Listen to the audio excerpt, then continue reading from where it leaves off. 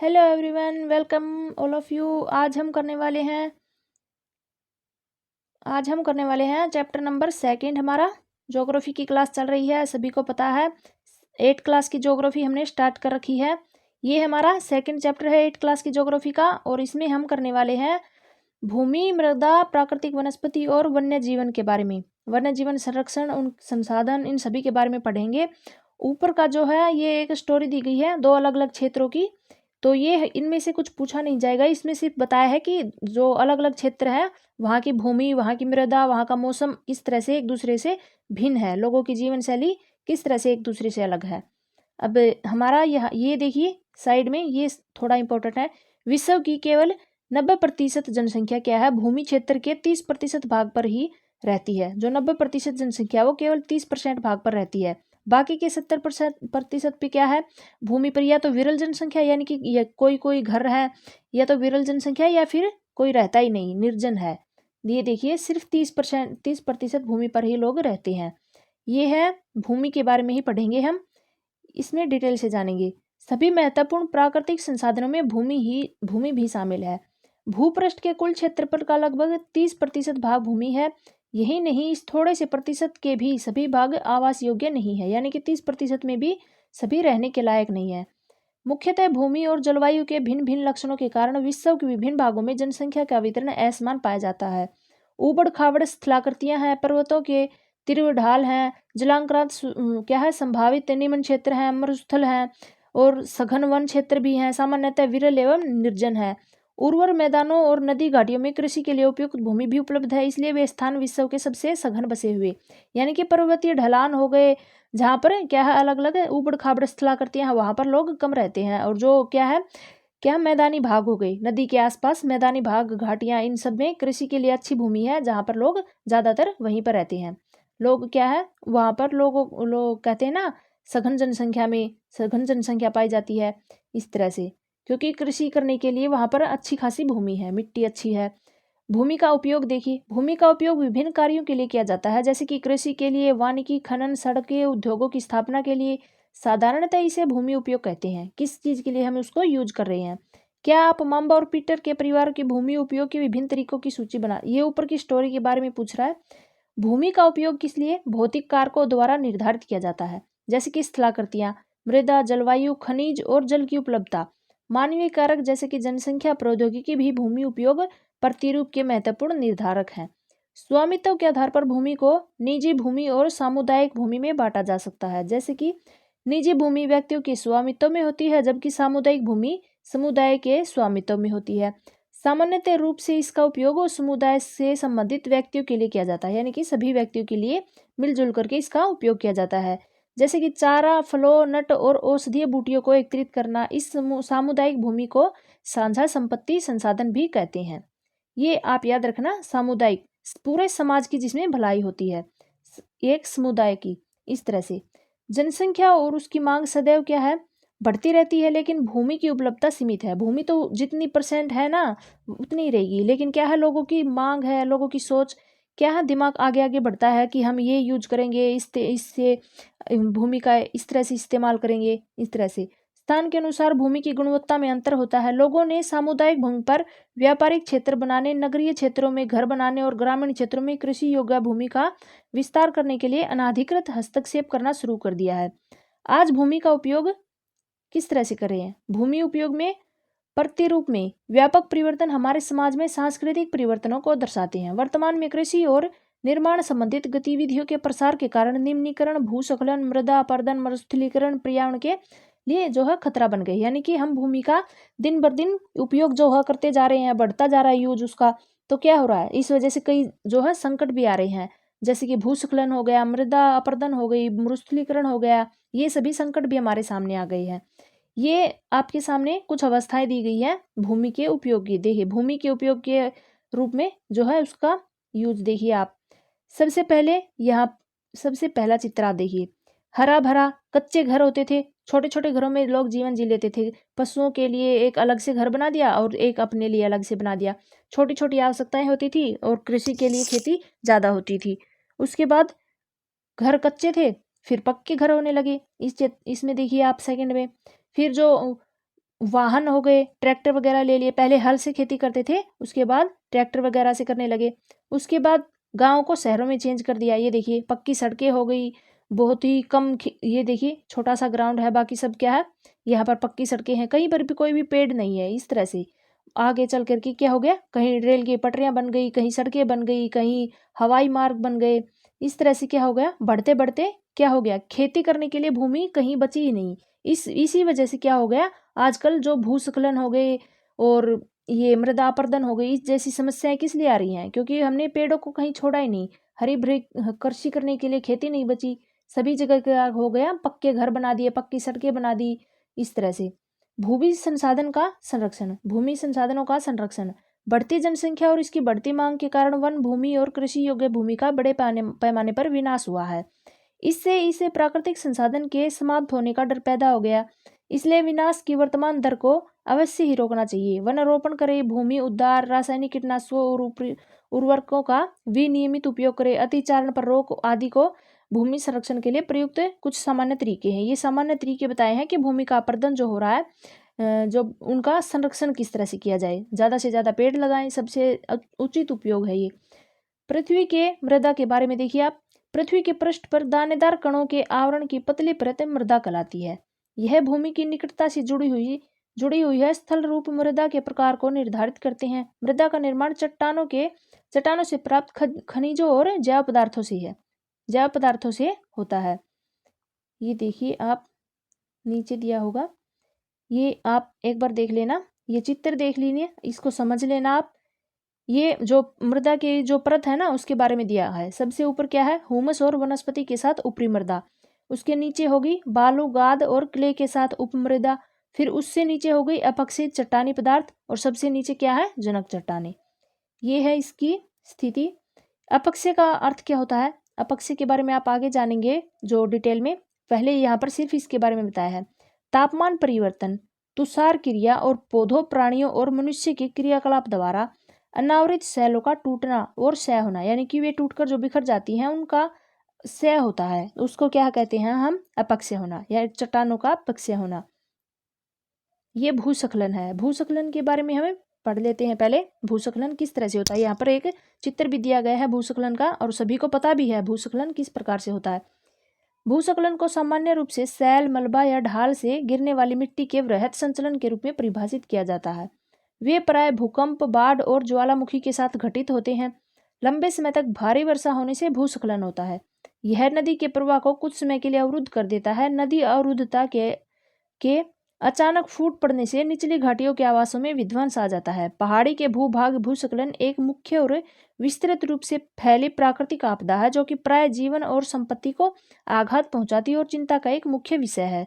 भूस्खलन किस वजह से होता है, जो सामान्य मलबा गिरता है, मिट्टी का जो जिस तरह से पेड़ों को उखाड़ने से जो क्या होता है, बारिश की वजह से मलबा आ गया, ये क्या होता है, तेज बारिश होगी, जहां पर तेज बारिश होगी वहां को क्या होगा, पेड़ वगैरह नहीं होंगे, मिट्टी को बांध कर नहीं रख पाएंगे, पेड़ नहीं होंगे तो क्या होगा, वो एकदम से ढलान में गिरती हुई आएगी मिट्टी। इस वजह से क्या होता है, भूमि सड़क के नीचे आ जाती है। इसी को कहते हैं भूस्खलन। एक ये क्या है, वस्तु स्थिति अध्ययन, ये कहीं के बारे में बताया है कि किसी क्षेत्र में भूस्खलन आया था, इस तरह से उसका नुकसान हुआ। ये ज़्यादा आपसे पूछेगा नहीं, सिर्फ आपसे भूस्खलन के बारे में पूछ सकता है, इसकी परिभाषा के बारे में। न्यूनीकरण क्रियाविधि देखिए, वैज्ञानिक प्रविधियों के विकास से हमें समझने की शक्ति मिली है कि भूस्खलन उत्पन्न होने के कौन से कारक हैं और इनका प्रबंधन कैसे करना है। भूस्खलन को रोकने की कुछ प्रविधियां यहाँ पर दी गई हैं। भूस्खलन प्रभावित क्षेत्रों का मानचित्र बनाकर के इसमें प्रभावित होने वाले स्थानों को इंगित करें और इस प्रकार के क्षेत्रों में आवास बनाने के लिए छोड़ा जा सकता है। यानी कि जहाँ पर ज़्यादा से ज़्यादा भूस्खलन हुआ है वहाँ के क्षेत्रों को क्या है, उनको बारे में डिटेल से जाने, और वहाँ जो है रहने के लिए आवास के लिए जो है उसको छोड़ करके कहीं और चले जाएं। भूमि को खिसकने से बचाने के लिए प्रतिधारी दीवार का निर्माण करें। भूस्खलन को रोकने का सबसे प्रभावी तरीका वनस्पति आवरण में वृद्धि और सतही अपवाह और झरना प्रवाह के साथ साथ भूस्खलन की गतिशीलता को नियंत्रित करने के लिए पृष्ठीय अपवाह नियंत्रण उपाय कार्यान्वित किए जाएं। यानी कि भूमि को जो क्या है, भूस्खलन को रोकने के लिए ये सब तरीके दिए गए हैं। कहीं पर क्या है, प्रतिधारी दीवार का निर्माण करें, क्या फिर वनस्पति आवरण में वृद्धि करें, यानी कि ज़्यादा से ज़्यादा पेड़ लगाएं, ज़्यादा से ज़्यादा घास उगाएं। इससे क्या होगा, मिट्टी क्या है, बंधी रहती है जड़ों से, इसलिए भूस्खलन कम होगा। आगे देखिए आप,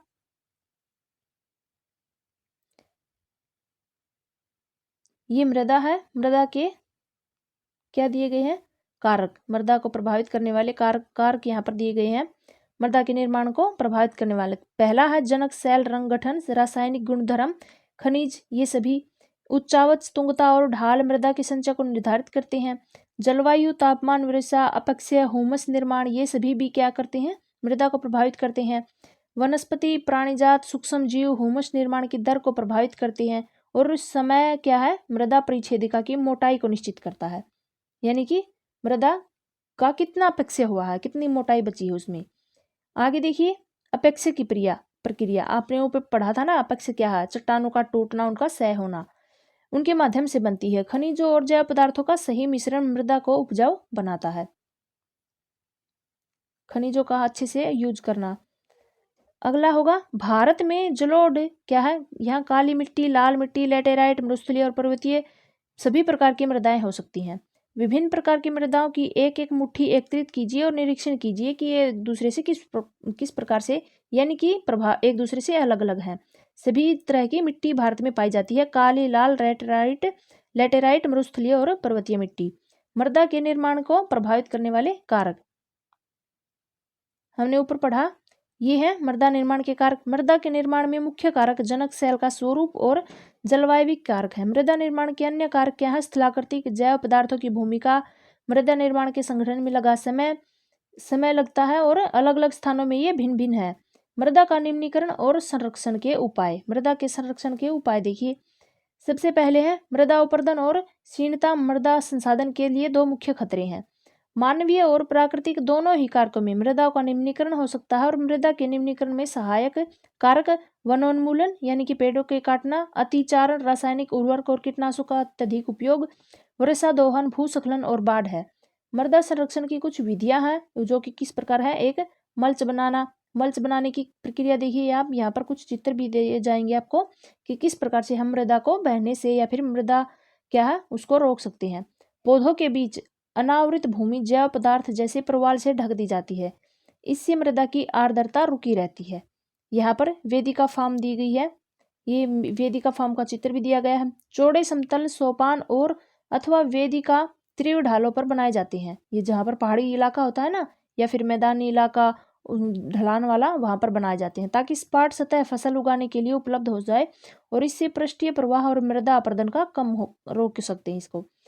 समोच्च रेखीय जुताई, आप यहाँ ये चित्र आपको दिखाएंगे बाद में। एक पहाड़ी ढाल पर समोच्च रेखाओं के समांतर जुताई ढाल से नीचे बहते जल के लिए एक प्राकृतिक अवरोध का निर्माण करती है, यानी कि समोच्च रेखीय जुताई।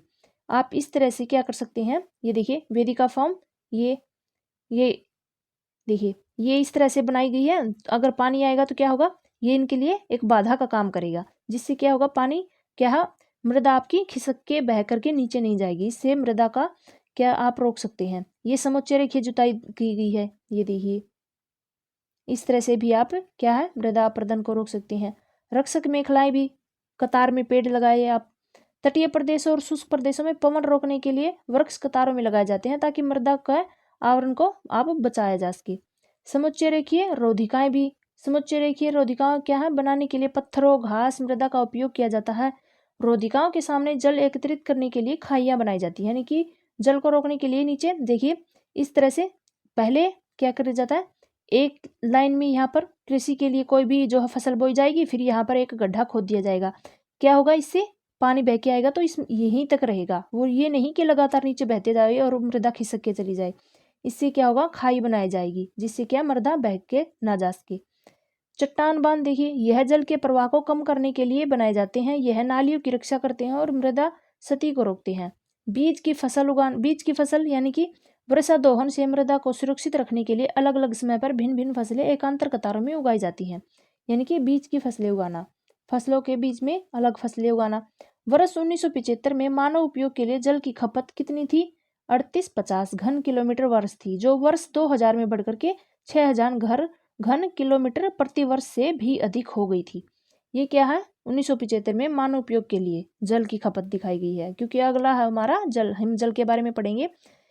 जल एक महत्वपूर्ण नवीकरणीय प्राकृतिक संसाधन है। भूपृष्ठ का 3/4 भाग जल से ढका हुआ है, इसलिए इसको जल ग्रह कहना उपयुक्त है। लगभग जो है 3.5 अरब वर्ष पहले जीवन क्या है आदि महासागरों में ही प्रारंभ हुआ था। यद्यपि आज भी महासागर पृथ्वी की सतह के 2/3 भाग को ढके हुए हैं और विविध प्रकार के पौधों जंतुओं को मदद करते हैं। महासागरों का जल लवणीय है और मानवीय उपयोग के लिए क्या उपयुक्त नहीं है। अलवण जल केवल क्या है अलवण जल 2.7% ही है। इसका लगभग 70% भाग बर्फ की चादरों और हिम नदियों के रूप में अंटार्कटिका, ग्रीनलैंड और पर्वतीय प्रदेशों में पाया जाता है। अपनी स्थिति के कारण ये मनुष्य की पहुंच के बाहर है।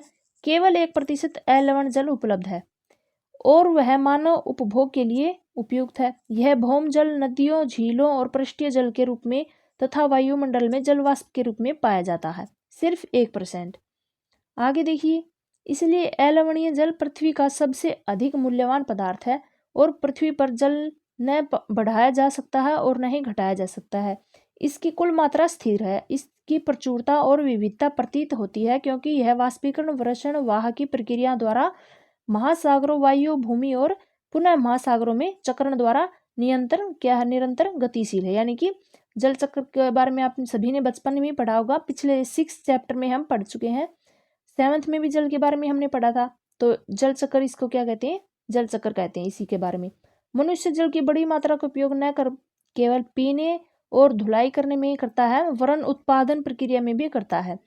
जल कृषि उद्योगों एवं बांधों के जलाशयों के माध्यम से विद्युत उत्पादन करने में भी उपयोग किया जाता है। जल स्रोतों के सूखने अथवा जल प्रदूषण के कारण अलवणीय जल की आपूर्ति की कमी का मुख्य कारक क्या है? बढ़ती हुई जनसंख्या, भोजन और नकदी फसलों की बढ़ती मांग, बढ़ता नगरीकरण और बेहतर होता हुआ जीवन स्तर है। यानी कि जल का उपयोग किस वजह से बढ़ रहा है, ये आपको बारे में जो है उसके बारे में बताया है। क्या आपको पता है कि जल बाजार के बारे में आपने जल बाजार के बारे में सुना होगा? सौराष्ट्र देखिए, सौराष्ट्र प्रदेश में 1.25 लाख जनसंख्या वाला क्या है? अमरेली शहर है। अमरेली उसके पास तालुकों से पानी खरीदने के लिए पूर्णतः निर्भर है। वो क्या है? अमरेली पास के तालुकों से पानी खरीदता है। जल उपलब्धता की समस्याएं, ये यमुना नदी का चित्र यहाँ पर देखिए किस तरह से। देखिए यमुना नदी वाहित मल, ये यमुना नदी, ये चित्र दिया गया है यमुना नदी का किस तरह से क्या है प्रदूषित, कचरे के कारण ये प्रदूषित हो गई है। ये नदी का चित्र कम बल्कि गंदे पानी का अलग ज़्यादा दिखाई दे रहा है। कितनी गंदगी फैला रखी है पानी में। जल उपलब्धता की समस्याएं, विश्व के कई प्रदेशों में क्या है? जल की कमी है। अधिकांश अफ्रीका, पश्चिमी एशिया, दक्षिणी एशिया, पश्चिमी संयुक्त राज्य अमेरिका के भाग, उत्तर पश्चिमी मैक्सिको, दक्षिण अमेरिका के भाग और संपूर्ण ऑस्ट्रेलिया अलवणीय जल की आपूर्ति की कमी का सामना कर रहे हैं। ये देश ऐसे जलवायु प्रदेशों में स्थित है जहाँ पर अक्सर क्या है? सूखा पड़ता है। उनमें जलाभाव की अधिक समस्या बनी रहती है और इस प्रकार के जल का अभाव मौसमी और वार्षिक वर्षण में विविधता के परिणाम स्वरूप भी हो सकता है, अथवा क्या है अति उपयोग और जल स्रोतों के संदूषण के कारण भी जल का अभाव हो सकता है। यानी कि वर्षा की कमी की वजह से भी ऐसा है, और क्या है जल का उपयोग है, जल के स्रोत वहां पर कम है, इस वजह से भी इसका अभाव है। जल संसाधनों का संरक्षण किस तरह से करेंगे? जल संसाधनों का संरक्षण आज के विश्व में क्या है? शुद्ध अथवा पर्याप्त जल स्रोतों तक पहुंचना एक बड़ी समस्या बन गई है। इस क्षीण होते हुए संसाधन के संरक्षण के लिए कदम उठाने चाहिए। यद्यपि जल एक नवीकरणीय संसाधन है, तथापि इसका क्या है अति उपयोग और प्रदूषण इसे उपयोग के लिए अनुपयुक्त बना देते हैं। अशोधित अथवा आंशिक रूप से शोधित वाहित मल, कृषि रसायनों का विसर्जन और जल निकायों में औद्योगिक बहिस्त्राव जल के प्रमुख संदूषक है। इनमें शामिल नाइट्रेट, धातुएं, कीटनाशक क्या है जल को प्रदूषित कर देते हैं। इनमें से अधिकांश रसायन अजैव निम्नीकरणीय होने के कारण जल द्वारा मानव शरीर में पहुंच जाते हैं। यानी कि जल के द्वारा क्या है मानव के शरीर में भी पहुंच जाते हैं। इन प्रदूषकों को जल निकाय में छोड़ने से पूर्व बहिस्त्रावों को उपयुक्त विधि से शोधित करके जल प्रदूषण नियंत्रित किया जा सकता है। वन और अन्य वनस्पति आवरण धरातलीय प्रवाह को मंद कर सकते हैं। आगे देखिए, भूमिगत जल को पुनः पूरित करते हैं। जल संग्रहण पृष्ठीय प्रवाह को बचाने की दूसरी विधि है। जल रिसाव को कम करने के लिए खेतों को सिंचित करने वाली नहरों को ठीक से पक्का करना चाहिए। रिसाव और वाष्पीकरण से होने वाले जल क्षति को रोकने के लिए क्षेत्र की स्प्रिंकलरों से सिंचाई करना अधिक प्रभावी विधि होगी। वाष्पीकरण की अधिक दर वाले शुष्क प्रदेशों में सिंचाई की ड्रिप अथवा टपकन विधि क्या है बहुत ही उपयोगी होती है। सिंचाई की इस विधियों को अपना करके बहुमूल्य जल संसाधन को सुरक्षित कर सकते हैं। जल को सुरक्षित रख सकती है हम इसको, क्या है, क्योंकि एक नवीकरणीय संसाधन है, इस वजह से हम इसको जो है बढ़ा भी सकते हैं संरक्षित करके। प्राकृतिक वनस्पति और वन्य जीवन, अगला होगा हमारा प्राकृतिक वनस्पति और वन्य जीवन के बारे में हम जानेंगे। ये देखिए, अपने घर की छत पर वर्षा जल एकत्रित करके इस जल का संग्रहण करना एवं विभिन्न उत्पादक जो है उपयोग में लाना वर्षा जल संग्रहण कहलाता है। यानी कि वर्षा के जल को संग्रहण किस तरह से करेंगे। औसतन 2 घंटे की वर्षा का एक दौर क्या है, 8000 लीटर जल बचाने के लिए काफी है। ये देखिए, सिर्फ 2 घंटे में 8000 लीटर जल आप बचा सकते हैं। स्कूल के बच्चे हस्तशिल्प प्रदर्शनी में घूम रहे थे, ये आपके लिए ज़्यादा इंपॉर्टेंट है नहीं। यहाँ से देखिए आप, प्राकृतिक वनस्पति और वन्य जीवन केवल स्थल मंडल, जलमंडल और वायुमंडल के बीच जुड़े एक संकरे क्षेत्र में ही पाए जाते हैं, जिसको हम क्या कहते हैं, जैव मंडल कहते हैं। जैव मंडल में सभी जीवित क्या है, जातियां जीवित रहने के लिए एक दूसरे के परस्पर संबंधित और निर्भर रहती हैं। इस जीवन आधारित तंत्र को ही परितंत्र हम कहते हैं। वनस्पति और वन्य जीवन बहुमूल्य संसाधन है। पौधे हमें इमारती लकड़ी देते हैं, प्राणियों को आश्रय देते हैं, ऑक्सीजन उत्पन्न करते हैं और जिससे कि हम सांस लेते हैं, और फसलों को उगाने के लिए आवश्यक मृदा की सुरक्षा भी करते हैं। रक्षक मेखला के रूप में ये कार्य करते हैं। यानी कि पेड़ बता रहा हमारे जीवन में किस तरह से महत्वपूर्ण है। भूमिगत जल के संग्रहण में सहायता करते हैं। हमें फल, लेटेक्स, तारपीन का तेल, गोंद, औषधीय पौधे और कागज प्रदान करते हैं, जो कि आपके अध्ययन के लिए अत्यधिक आवश्यक हैं। पौधों के असंख्यक उपयोग हैं, उनमें आप कुछ और जोड़ सकते हैं। ये सिर्फ आपके एग्जाम्पल दिए हैं कि हम जो है पौधों के किस प्रकार से यूज करते हैं। आग आप जो है इससे भी ज़्यादा यूज हम करते हैं पौधों का। वन्य जीवन के अंतर्गत जंतु, पक्षी, कीट एवं जलीय जीव ये सभी आते हैं। उनसे हमें दूध, मांस, खाल और ऊन प्राप्त होती है। कीट जैसे कि मधुमक्खी हमें शहद देती है और फूलों के परागण में ये सब करती है, और परितंत्र में अपघटक के रूप में महत्वपूर्ण भूमिका निभाती है। आगे देखिए, चिड़िया अपने भोजन के लिए कीटों पर निर्भर है और अपघटकों के रूप में कार्य करती है। गिद्ध मृत जीव जंतुओं को खाने के लिए कारण में एक अपमार्जक का है और पर्यावरण का एक महत्वपूर्ण शोधक समझा जाता है। इसलिए प्राणी चाहे बड़े हों अथवा छोटे, सभी परितंत्र के संतुलन को बनाए रखने के लिए अनिवार्य है। यानी कि सभी अपनी अपनी जगह पर काफी इंपॉर्टेंट है, जीव जंतु हो या फिर पेड़ पौधे। घास स्थल एवं वन का क्षेत्र है ये यहाँ पर ऊपर गिद्ध के बारे में देखिए आप। भारतीय उपमहाद्वीप में जिन पशुओं का क्या है उपचार, ये देखिए, जिन पशुओं का उपचार डिक्लोफिनेक, एस्प्रिन एवं इब्रुप्रोफेन जैसे पीड़ानाशी से किया जाता था, उनके अपमार्जन उपरांत गिद्ध किडनी खराब होने से मर रही थी। पशुओं पर इन औषधियों के उपयोग करने से प्रतिबंध लगाने के प्रयास किए जा रहे हैं तथा आरक्षित स्थान पर गिद्ध के प्रजनन के प्रयास भी किए जा रहे हैं। क्या है, गिद्ध किडनी। ये देखिए किस वजह से, ये आप याद रख लेना, ये नाम काफी डिफिकल्ट है। एक सेकेंड, हाँ अब देख लेना आप। डिक्लोफिनेक, एस्प्रिन अथवा इब्रुप्रोफेन, ये 3 नाम, इनकी वजह से क्या हो रहा था, इनके उपयोग से, पीड़ानाशी से जो इनका उपयोग किया जा रहा था, इनके उपरांत गिद्ध किडनी खराब होने के कारण मर रही थी। और साइड में, हाँ, प्राकृतिक वनस्पति का वितरण देखिए आप। वनस्पति की वृद्धि मुख्य रूप से तापमान और आर्द्रता पर निर्भर करती है। विश्व की वनस्पति के मुख्य प्रकारों को 4 वर्गों में बांटा जा सकता है, जैसे कि वन, घास स्थल, गुल्म और टुंड्रा। ये सभी क्या है, वनस्पति के आधार पर 3-4 वर्गों में इनको बांट सकते हैं हम। और ये आपको नाम दिए गए हैं, एक तो टुंड्रा है, घास स्थल है, गुल्म है, टुंड्रा है और वन क्षेत्र। भारी वर्षा वाले क्षेत्रों में विशाल वृक्ष उग सकते हैं। इस प्रकार वन प्रचुर जल आपूर्ति वाले क्षेत्रों में ही पाए जाते हैं, यानी कि जहां पर जल की मात्रा होगी वहीं पर वन होंगे। जैसे जैसे आर्द्रता कम होती है वैसे वैसे वृक्षों का आकार और उनकी सघनता भी कम हो जाती है। सामान्य वर्षा वाले क्षेत्रों में छोटे आकार वाले वृक्ष और घास उगती है, जिससे विश्व के क्या है, घास स्थलों का निर्माण होता है। कम वर्षा वाले शुष्क प्रदेशों में कंटीली झाड़ियां एवं गुल्म उगते हैं। ये देखिए सभी क्या है, वर्षा के आधार पर है, सभी वन वर्षा के आधार पर है। इस प्रकार के क्षेत्रों में पौधों में गहरी जड़ें होती हैं और वाष्पोत्सर्जन से होने वाली आर्द्रता की हानि को घटाने के लिए इन पेड़ों की पत्तियां कांटेदार और मोमी सतह वाली होती हैं। शीत ध्रुवीय प्रदेशों की टुंड्रा वनस्पति में मॉस और लाइकेन सम्मिलित हैं। ये जहाँ पर ठंडा मौसम होता है, शीत मौसम, वहाँ पर क्या है, टुंड्रा प्रदेश जिसको बोलते हैं, वहाँ की वनस्पति में मॉस और लाइकेन है। पिछले जो 2 शताब्दियां हैं उनमें विश्व में जितने लोग थे इस समय उनसे कहीं अधिक लोग हैं। बढ़ती जनसंख्या के पोषण के लिए फसलों को उगाने के लिए वनों के विशाल क्षेत्रों के वृक्ष काट दिए गए हैं और विश्व भर में वनों का आवरण तेजी से समाप्त हो गया है। इस बहुमूल्य संसाधन के संरक्षण की तुरंत आवश्यकता है, यानी कि वनों को काट दिया गया है ज्यादा जनसंख्या होने की वजह से। स्कूल में छात्रों द्वारा वनों पर बनाया गया कोलाज, ये देखिए स्कूल में जो है डायग्राम वगैरह बनाए हैं बच्चों ने वनों के ऊपर। अगला होगा हमारी प्राकृतिक वनस्पति और वन्य जीवन दोनों का ही संरक्षण। ये देखिए वन हमारी संपदा है, पौधों जंतुओं और इन सभी को आश्रय प्रदान करते हैं और साथ ही परितंत्र को भी अनुरक्षित रखते हैं। जलवायु में परिवर्तन और मानव हस्तक्षेप के कारण पौधों और जंतुओं के प्राकृतिक आवास नष्ट हो सकते हैं। बहुत सी जातियां असुरक्षित अथवा संकटापन्न हैं और कुछ लुप्त होने के कगार पर हैं।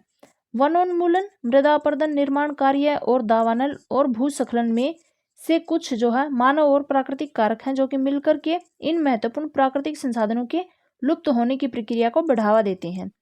आज की मुख्य चिंताओं में से एक क्या है, अनाधिकार शिकार करने की संख्या का बढ़ना है, जिससे कुछ खास प्रजातियों की संख्या देखिए आगे तेजी से कमी आई है। इसमें पशु खाल, चमड़ा, नाखून, दांत और पंखों के साथ साथ सींगों के एकत्रीकरण और गैर कानूनी व्यापार के लिए जंतुओं का अनाधिकरण शिकार किया गया है। इनमें से कुछ जंतु चीता, शेर, हाथी, ब्लैक बक, मगरमच्छ, दरियाई घोड़ा, हिम तेंदुआ, शुतुरमुर्ग और मोर हैं। इसका संरक्षण जागरूकता बढ़ा करके किया जा सकता है। राष्ट्रीय उद्यान, वन्य जीव अभ्यारण्य, जैवमंडल निश्चय हमारी प्राकृतिक वनस्पति और वन जीवन को सुरक्षित रखने के लिए बनाए जाते हैं।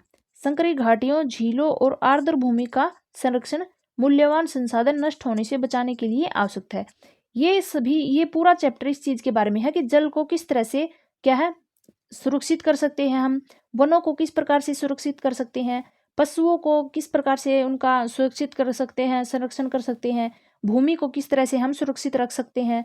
इस तरह से ये चैप्टर बनाया गया है खासकर, यानी कि सभी बच्चों को अभी से पढ़ाएंगे ना 7th क्लास के 8th क्लास में, तभी जहाँ क्या है आगे चल करके इनको खुद भी समझ में आने लगेगा कि पौधे हमारे लिए किस प्रकार से जो है उपयोगी है, किस प्रकार से हम इनको सुरक्षित रख सकते हैं, किस प्रकार से जानवरों के बारे में हम, ये हमारी सोच है ना, किसी के नाखून बेच दिए, किसी के दांत बेच दिए, ये सभी गलत काम कर रहे हैं। पशु क्या है खत्म, कुछ जो है प्रजातियां, पहले के टाइम में क्या होता था डायनासोर वगैरह हो गए, बहुत से जानवर होते थे पहले, हमने तो कभी देखा भी नहीं लेकिन सुने बहुत है कार्टून वगैरह में।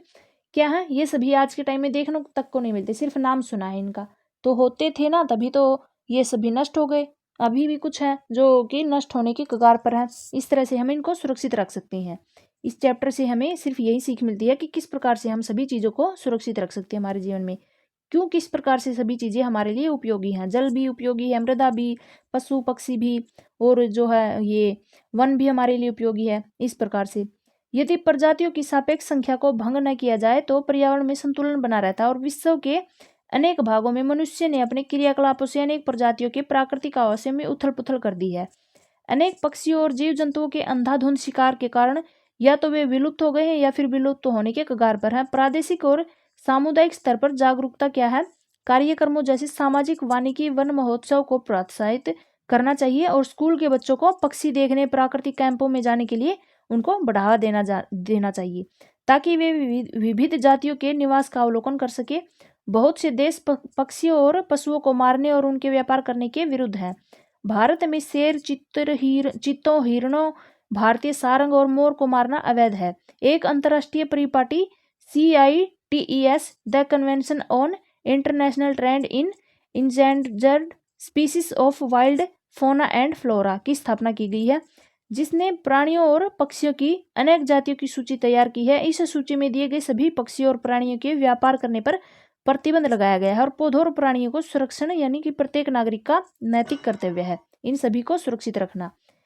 जैवमंडल नीचे के देखिए, यह वैश्विक नेटवर्क द्वारा जुड़े रक्षित क्षेत्रों की एक श्रृंखला है जिसके संरक्षण और विकास के बीच संबंध को प्रदर्शित करने के इरादे से इसको बनाया गया है। जैवमंडल नीचे कांजीरंगा राष्ट्रीय उद्यान में हाथियों का एक झुंड यहाँ पर चित्र दिया गया है और यहाँ पर CITES की स्थापना की गई है। ये देखिए सरकारों के बीच एक अंतर्राष्ट्रीय समझौता है, ये CITES, इसकी जो यहाँ पर फुल फॉर्म दी गई है द कन्वेंशन और इंटरनेशनल ट्रेंड इन